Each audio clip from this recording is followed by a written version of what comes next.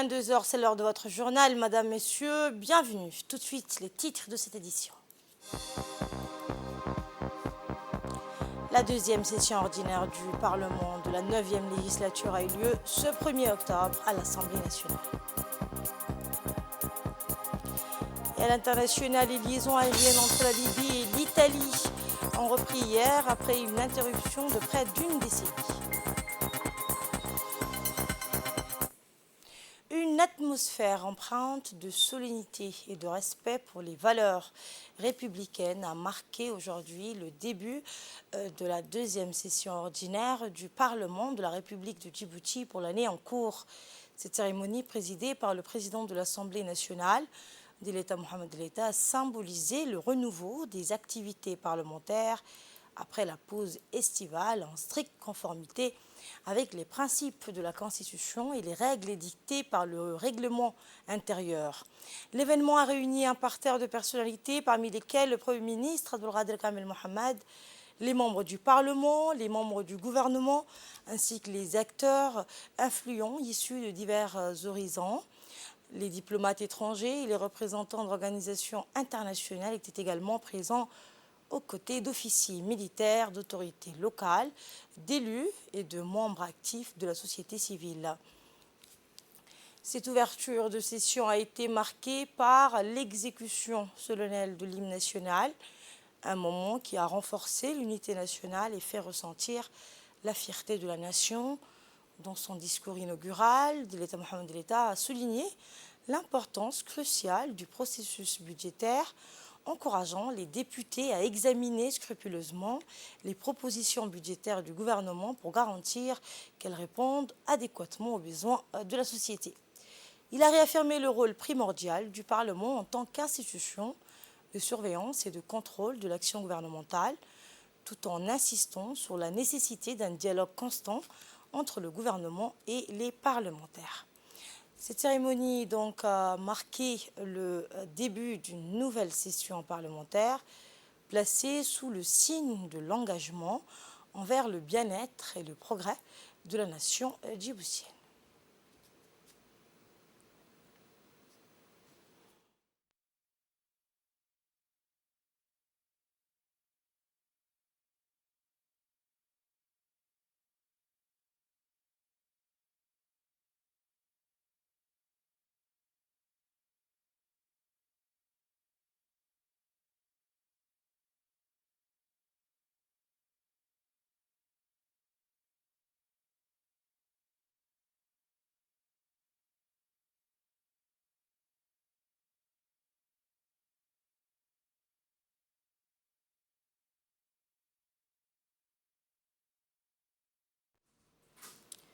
Eh bien, lors de cette cérémonie d'ouverture, le président de l'Assemblée nationale, vous l'entendrez, a souligné l'importance cruciale de cette séance, encourageant les députés avec le gouvernement pour garantir qu'elles répondent adéquatement aux besoins de la population.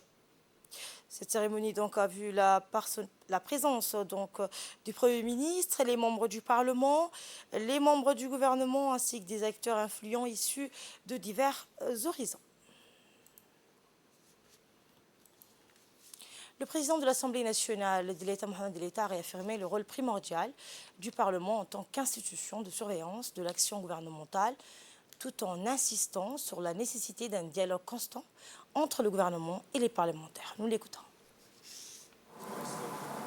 Nous nous trouvons aujourd'hui au sein de l'Assemblée nationale, réunis pour marquer le début de la deuxième session ordinaire du Parlement de la République Djibouti pour l'année 2023. Je tiens à accueillir chaleureusement Monsieur le Premier ministre, les membres du gouvernement, nos honorables députés, ainsi que les distingués invités du corps diplomatique, des organisations internationales, des institutions de la République et toutes les autres personnalités présentes au sein de l'auditoire ici aujourd'hui. Par votre participation, vous rehaussez la solennité de ce moment privilégié de la vie de l'Assemblée nationale de la République Djibouti et témoin de la place du premier choix occupée par le Parlement. Avant d'entamer mon discours, je voudrais de prime abord partager avec vous ma réflexion sur le tremblement de terre du jeudi dernier.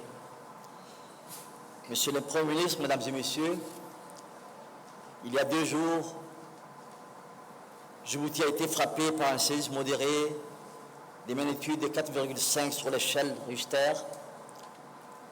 C'est avec effroi que nous avons été réveillés de notre sommeil avant l'aube. Depuis lors, plusieurs répliques sismiques, certaines plus ressenties que d'autres, nous ont maintenus entre inquiétude et alarme. Cela revive à notre mémoire les affres du désastre de nos frères et sœurs du Maroc et de la Libye ont vécu dernièrement. Nous leur réitérons nos sentiments de compassion et nos plus sincères condoléances.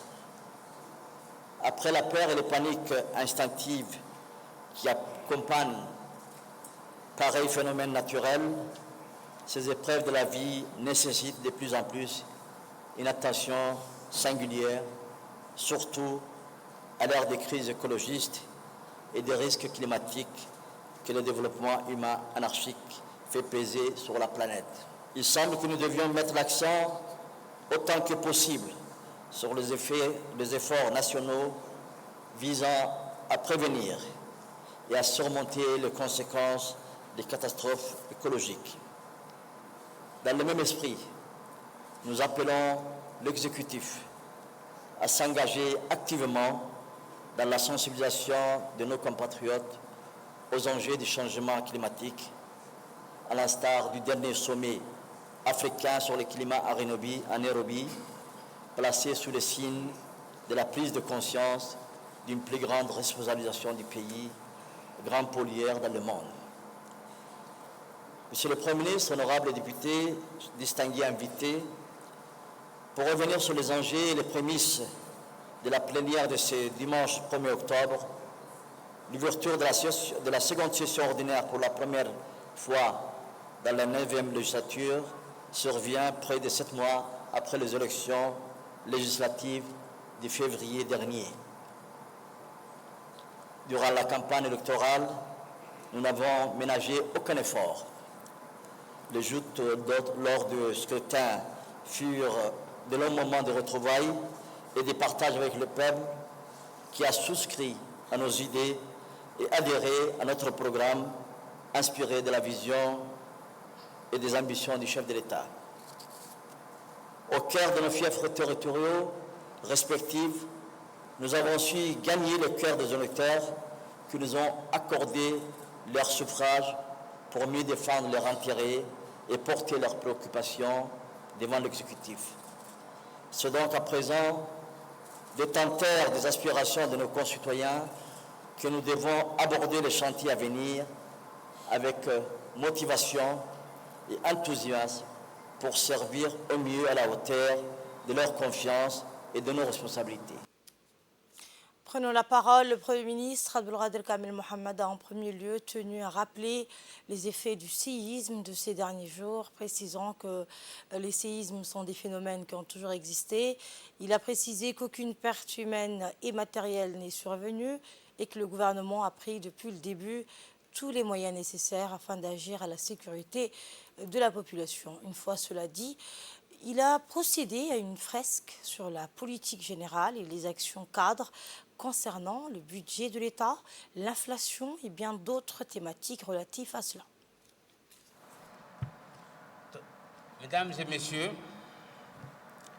très heureux de me retrouver auprès de vous après ce congé du Parlement. Récemment, le président de la République a effectué la rentrée politique en s'adressant au gouvernement. Il a précisé le cap à suivre. À cette occasion, il a indiqué les lignes d'effort pour lesquelles des résultats à court terme doivent être atteints. Le président de la République a réaffirmé à cette occasion le rôle prépondérant qu'il accorde à la politique sociale pour laquelle des résultats importants ont été déjà obtenus. Nous y reviendrons tout au long de mon allocution. Le dialogue que le gouvernement engage avec les parlementaires aujourd'hui conforte bien évidemment la démocratie. Il me permet également de m'adresser à travers vous à l'ensemble des Djiboutiennes et des Djiboutiens. Mesdames et messieurs, nous savons que la politique budgétaire est un moyen d'ajuster la politique gouvernementale à la conjoncture nationale. La loi des finances 2024 que nous examinerons s'inscrit dans le cadre du plan national de développement que nous avons dénommé Djibouti ici, inclusion, connectivité, institution. Ce plan a par ailleurs été préparé, je le rappelle, pour correspondre à la vision du chef de l'État dans la perspective des objectifs de développement durable. Il est régulièrement mis à jour pour tenir compte des aléas et contraintes économiques internationales, comme par exemple des effets négatifs subis au cours de ces dernières années. En effet, nous avons traversé des périodes difficiles aussi bien sur le plan international que régional. Des adaptations ont dû être effectuées. À la longue crise sanitaire de la Covid-19, au conflit dans la région et en Europe, s'est rajoutée la sécheresse dans la Corne de l'Afrique. De ce fait, la reprise économique reste fragile aussi bien dans le monde que chez nous. Les perspectives de croissance sur le plan international sont revues à la baisse. Dans les économies avancées, les taux de croissance devraient fléchir à 2,3% en 2022 et 1,3% en 2023. Dans les pays émergents, dans les pays en développement, compte tenu du ralentissement des économies chinoises et indiennes, le taux de croissance pendant cette période se situeront autour de 3,8%. Or, l'environnement économique mondial a une forte influence sur notre économie, largement ouverte sur le monde extérieur. Ainsi, en 2022, à l'instar de ce qui a été fait dans tous les autres pays, notre croissance a été aussi revue à la baisse à 3,6%. Je rappelle que la croissance du PIB réel est de l'ordre de 7,5 jusqu'en 2019 et qu'elle avait chuté à 1,2% en 2020 pour reprendre en 2021 à 4,4%. Selon le modèle économique de Djibouti, sur lequel le ministère du Budget travaille depuis plusieurs années pour l'élaboration du budget en collaboration avec les autres départements financiers, les prévisions de croissance sont de 5,7% pour 2023 et 7,7% pour 2024. Ceci permet d'espérer un taux de croissance égal à ceux qui étaient constatés avant les crises de 2020 à 2022. Mesdames et messieurs, je voudrais en préambule évoquer avec vous un autre indicateur que le gouvernement prend en compte dans la préparation du budget qui est important non seulement pour la vie économique du pays, mais aussi et surtout pour nos concitoyens les plus pauvres. Il s'agit de l'inflation. L'inflation à Djibouti est surtout une inflation importée. L'augmentation des produits pétroliers, des produits alimentaires, des matériaux de construction, des coûts de transport pèsent fortement sur notre indice des prix. Afin de préserver les populations vulnérables des répercussions sur les prix locaux et de ces hausses des prix à l'étranger, le gouvernement a décidé de subventionner les produits de première nécessité. Dans le même sillage, le Premier ministre a évoqué les questions des TIC et de la télécommunication qui sont en train de devenir un levier pour la croissance. La question énergétique et de l'eau ont été également abordées. Le secteur des télécommunications et des TIC sera le prochain grand moteur de notre croissance. Le président de la République a insisté dans son message au gouvernement sur sa volonté de stimuler notre économie digitale. Après avoir renforcé le volet institutionnel, basé notamment sur le code numérique, le gouvernement veut accélérer la digitalisation de l'économie en s'appuyant sur le secteur privé. Le lancement des Startup Act s'inscrit dans cette optique.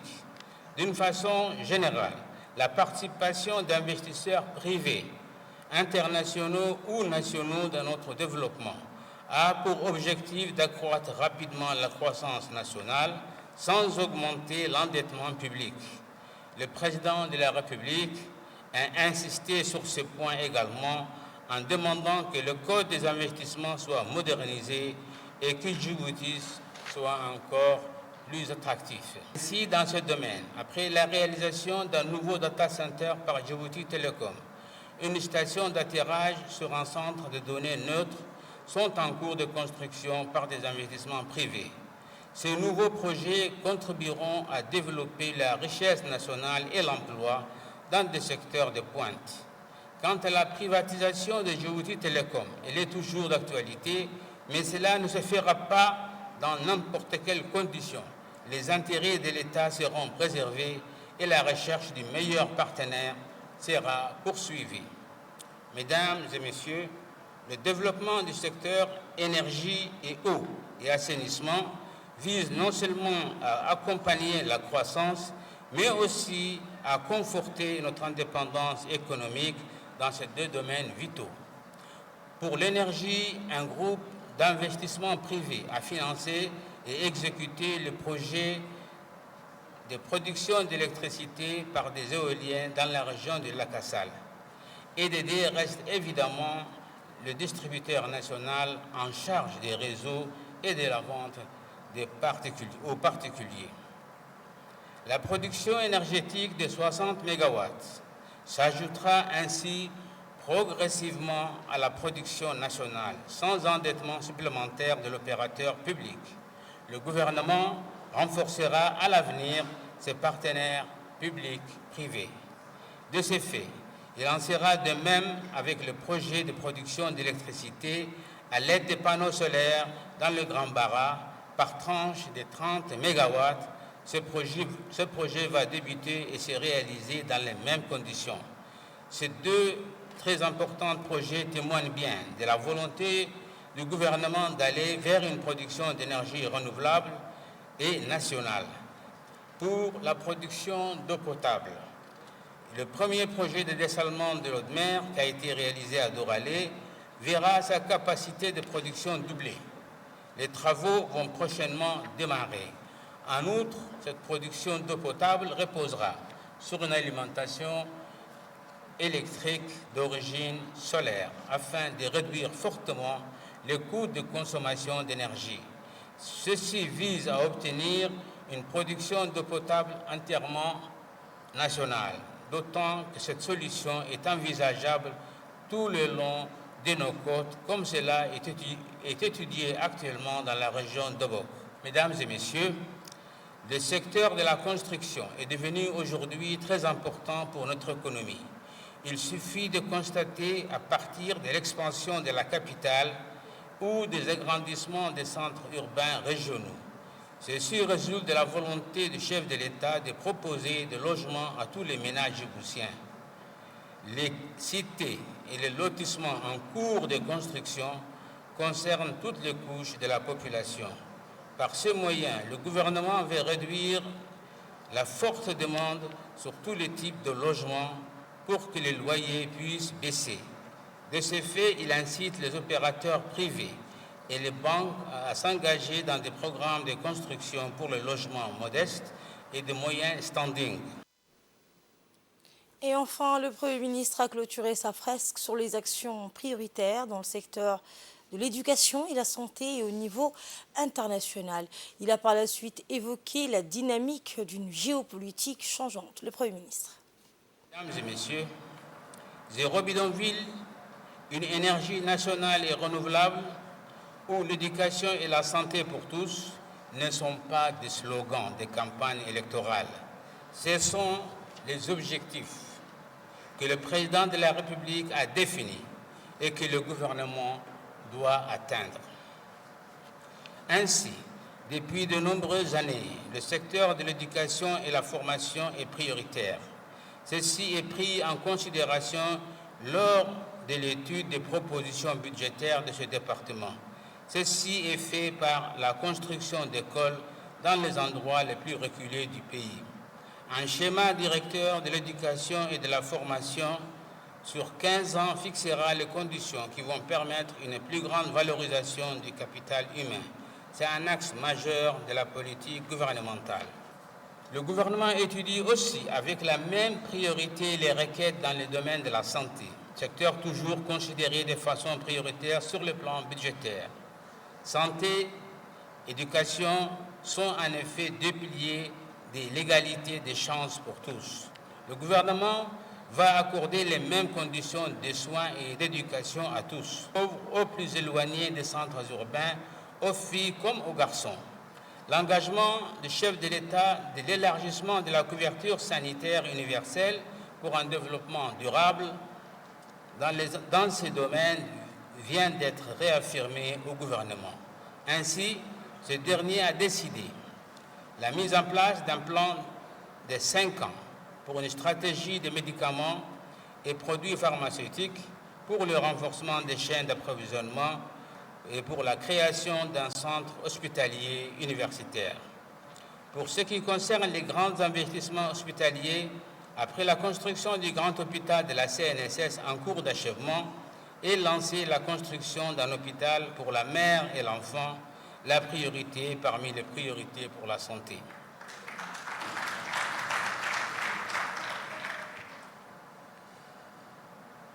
Ceci permettra à notre système de santé d'être plus performant et d'être au service de tous, car à l'intérieur du pays aussi, de nombreux efforts sont accomplis pour assurer les soins de santé de base. Mesdames et messieurs, après les longues crises internationales et les efforts budgétaires pour soutenir l'économie et réduire les conséquences néfastes sur la population les plus défavorisées, tout soutien budgétaire notable à notre économie est aujourd'hui compromis. Les mesures gouvernementales adoptées pour optimiser l'action publique comme la gestion de la dette publique, la modernisation de la fiscalité ou la maîtrise des dépenses par un meilleur contrôle budgétaire doivent être donc renforcées. Le président de la République vient de mettre en exergue la nécessité d'œuvrer sans délai sur le plan d'action qui a été établi après l'analyse de la gestion des finances publiques selon la méthodologie PEFA. Le gouvernement s'engagera sur cette voie de la réduction de certaines insuffisances pour obtenir une meilleure gouvernance économique et financière et conforme aux standards internationaux modernes. Il étendra aussi l'amélioration de cette gestion financière et économique à l'ensemble du secteur public. Les entreprises publiques seront réformées à cet effet. L'assainissement de leur situation financière et administrative sera accéléré. Compte tenu de ces conditions, le budget 2024 sera un budget de transition, prenant en compte la simple reconduction des dépenses, l'examen approfondi du budget définitif de 2022, de l'exécution budgétaire 2023 servira à corriger certaines déficiences. Les discussions budgétaires en cours affineront la loi des finances 2024 que le gouvernement proposera à votre examen. L'objectif est de renforcer notre crédibilité internationale et la transparence envers nos concitoyens. Et on va maintenant aborder ce séisme qui secoue notre pays depuis le 28 septembre. Le Premier ministre a tenu ce matin une réunion technique à la primature sur la gestion de la crise du séisme à Djibouti. L'objectif est de prendre toutes les mesures préventives et informer la population en cas d'aggravation de la situation afin de prendre des mesures des mesures nécessaires pour faciliter la gestion de la crise. Les ministres de l'Intérieur, de l'Enseignement supérieur et de la Santé et plusieurs autres responsables ont participé à cette réunion. Une autre réunion, donc plus élargie, aura lieu donc mardi 3 octobre avec tous les départements en charge de la gestion de la crise en cas de catastrophe naturelle. Bien que plusieurs tremblements de terre se soient produits à Djibouti et dans les régions de l'intérieur depuis jeudi dernier, ces secousses n'ont fort heureusement causé aucune perte humaine ou matérielle jusqu'à présent.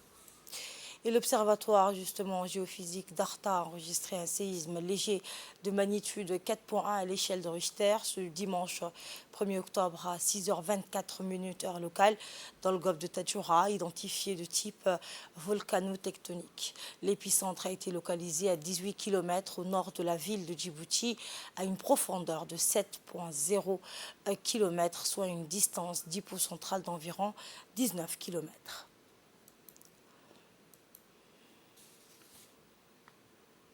Et le sismologue Saada Ibrahim de l'Observatoire géophysique d'Arta était notre invité cet après-midi. Il est revenu sur la nature du séisme actuel et ses origines. Avoir invité. Comme vous le savez, l'Observatoire suit une crise sismique depuis le 28 septembre au niveau du golfe de Tadjoura, près des îles Moucha. Donc cette activité sismique est toujours en cours. Depuis le début de cette crise sismique, l'Observatoire a enregistré 1325 séismes. La majorité des séismes ont des magnitudes inférieures à 3, non ressenties par les êtres humains. 28 séismes ont des magnitudes comprises entre 3 à 3,5.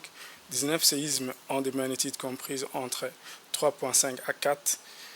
5 séismes ont des magnitudes comprises entre 4 et 4,5. Le plus grand tremblement de terre enregistré depuis ce soir jusqu'à présent, il a eu lieu ce matin à 6h24. Il a une magnitude 4,1 à l'échelle de Richter. Les épicentres sont toujours localisés à l'extrême sud-ouest de la fosse d'Obok. Les profondeurs des séismes localisés varient entre 5 à 11 km de profondeur. Donc les origines, en fait, cette crise sismique possède l'ensemble des caractéristiques des crises d'origine volcano-tectonique. C'est-à-dire, on a une augmentation progressive du nombre de tremblements de terre dans les premières heures, puis c'est constant presque une journée et ça diminue faiblement. Et ça, c'est une des crises d'origine volcano-tectonique. Et aussi, la libération du moment sismique cumulé se fait progressivement. On a 4 paliers notables. Le palier principal se produit 3 heures après le choc principal. Et ça, c'est une des caractéristiques des crises d'origine volcano-tectonique. Et le nuage des épicentres est en corrélation avec les failles nord, ouest et sud-est qui existent dans cette région. Et on a aussi la présence des édifices volcaniques. Donc, et tout ça nous dit que c'est une crise qui est d'origine volcano-tectonique. Donc ça veut dire qu'on a une remontée magmatique ou soit hydrothermale de l'eau chaude avec une certaine pression qui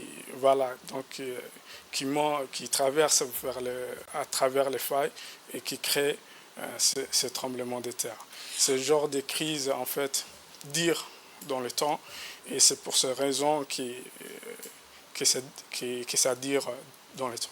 Oui, ça va durer, ça prendra quelques jours. On est actuellement dans une phase de décroissance en termes de nombre des tremblements de terre. Et effectivement, ça va continuer dans les jours et dans les semaines, voire dans les mois à venir. Ce genre de crises se sont produits dans le passé. À Damerallah, en septembre 2012, moi-même, j'ai géré cette crise sismique. Ça prend du temps. Et aussi, il y a eu la crise en 2004 dans cette région même. Voilà donc pour ces éclairages du sismologue de l'Observatoire géophysique d'Arta. Autre information, le gouvernement djiboutien condamne fermement l'attentat suicide perpétré aujourd'hui à Ankara en Turquie au cours duquel une bombe a explosé à l'entrée de la direction générale du ministère turc de l'Intérieur. Djibouti exprime sa solidarité totale envers le peuple turc ainsi que le gouvernement de la République de Turquie. Notre pays condamne catégoriquement cet acte de violence aveugle qui a visé des représentants des forces de l'ordre en service et réaffirme notre engagement indéfectible dans la lutte contre le terrorisme sous toutes ses formes. Et cet attentat à la bombe s'est produit ce matin devant l'entrée de la Direction générale de la sécurité du ministère de l'Intérieur. Eh bien, le ministère turc de l'Intérieur a indiqué que 2 policiers ont été légèrement blessés dans l'attaque perpétrée par 2 terroristes, dont l'un s'est fait exploser et l'autre a été neutralisé. Nous prenons la direction de l'Égypte où la 16e édition du Festival international de musique et de chant spirituel Sam'a a pris fin hier. Nos artistes ont brillé lors de ce festival qui a pour objectif de diffuser la culture de la paix et de l'interaction humaine entre les peuples, abstraction faite de race, de couleur ou de religion. La 16e édition du Festival international Sam'a de la musique spirituelle et du chant a débuté le week-end dernier avec la participation de 30 équipes égyptiennes, étrangères et arabes dans Djibouti. Le festival vise à redonner vie au Sam'a sous ses diverses formes, qu'elles soient issues du patrimoine islamique, copte ou ecclésiastique. Eh bien, il s'assigne également pour objectif de diffuser la culture du dialogue entre les cultures et donc d'affirmer l'essence même des religions, amour, tolérance et paix.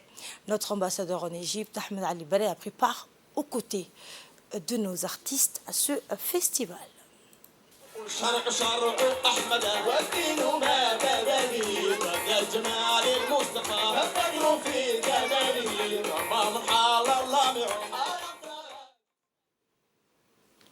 À l'international, le Ghana est sur le point d'exporter du bois sous licence sur le marché européen.